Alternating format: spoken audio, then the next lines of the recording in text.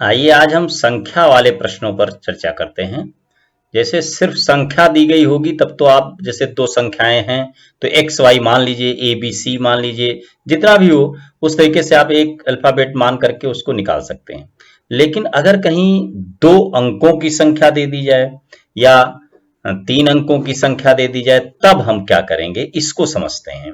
देखिए कोई भी संख्या है, कोई जैसे दो अंकों की संख्या है, दो अंक कोई भी गिनती लिख कर देखिए।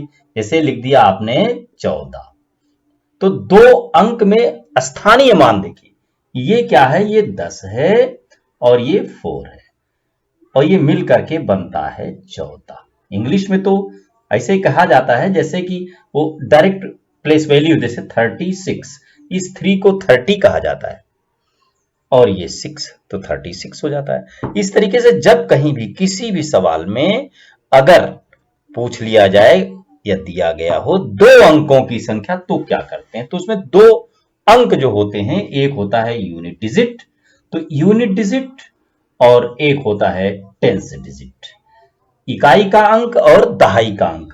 इकाई का अंक हमेशा आप y मान लें और दहाई का अंक x माने। ध्यान रखें इस बात को, क्योंकि लिखते समय हमेशा एक्स वाई के नाम जब आएगा तो एक्स बाईं तरफ होता है, तो टेंस जो माने वो एक्स माने।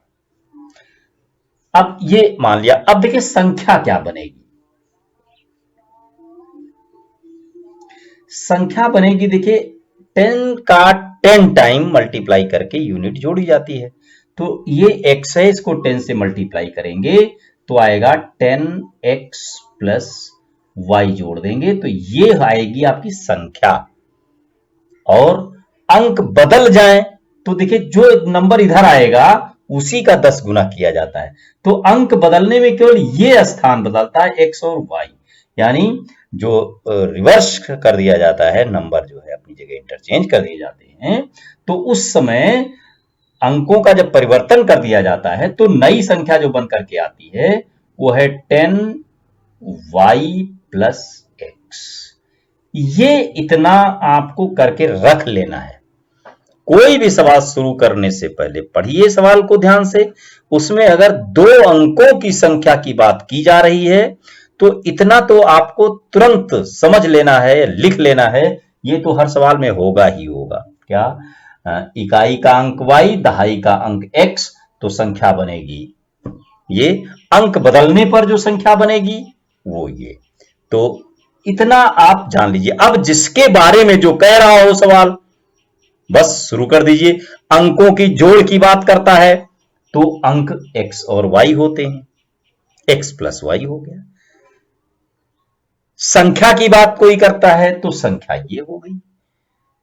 अंक बदलने पर प्राप्त संख्या की बात करता है तो ये हो गई। इस तरीके से आप सवाल को समझ सकते हैं, कर सकते हैं। आपके लिए बहुत ही आसान हो जाएगा ये तरीका। तो कोई भी सवाल जिसमें दो अंकों की संख्या की बात की जा रही हो तो आप ऐसा करें। अगर कहीं किसी क्वेश्चन में तीन अंकों की संख्या आ जाए तो क्या करेंगे। तीन अंक देखिए कौन से होते हैं, जैसे 3, 4, 6, ऐसे करके तीन अंक हुए तो इसको क्या कहते हैं, 300, इसको 40, ये 6। तो इस तरीके से अलग अलग नंबर हो जाते हैं। तो अगर यहां XYZ में लिखें तो इधर से ही हमेशा माने, तो ये 100 डिजिट है ना, सैकड़े का अंक, ये जो सैकड़ा है वो अंक आप x मान लें।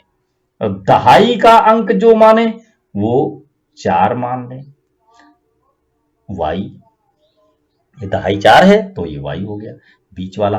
फिर इकाई, इकाई का अंक कौन सा मानेंगे, z। तो सैकड़े का 100 टाइम्स, ये हो गया 100, यानी 100 है आपका x, टेंस है y और यूनिट है z। ये आपको मिल गया। अब नंबर क्या बनेगा, नंबर जो बनेगा वो 100 जो नंबर दिया गया था उसको 100 से मल्टीप्लाई करें, 100x plus 10y plus z, ये 3 डिजिट वाला नंबर होगा। अब नंबर अगर बदले जाएं, रिवर्सिंग नंबर अगर इसमें आता है तो ये तो वहीं रह जाएगा, इधर से बदल जाएंगे, तो इसमें ज्यादातर रिवर्सिंग नंबर नहीं होते हैं।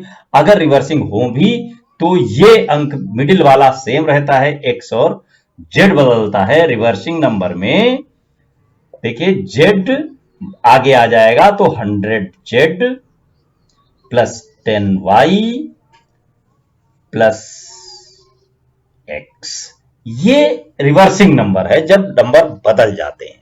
तो इस तरीके से कोई भी संख्या अगर 2 अंकों की है तो हमेशा 3 बातें याद रखनी है।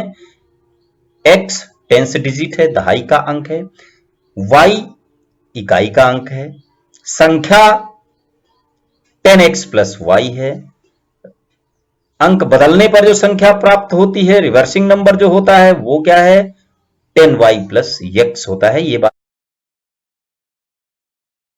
आपको ध्यान रखना है। जैसे कोई कह दे किसी सवाल में संख्या को 3 से मल्टीप्लाई कर दीजिए, तो 3 से मल्टीप्लाई किसको करोगे, तुरंत याद आ जाना चाहिए 3 इंटू 10x प्लस वाई। आप देखते रहिए, मेरा चैनल सब्सक्राइब कर लें, शेयर भी करें दोस्तों को और चर्चा करें इसकी, आपको सब समझ में आने लगेगा। धन्यवाद।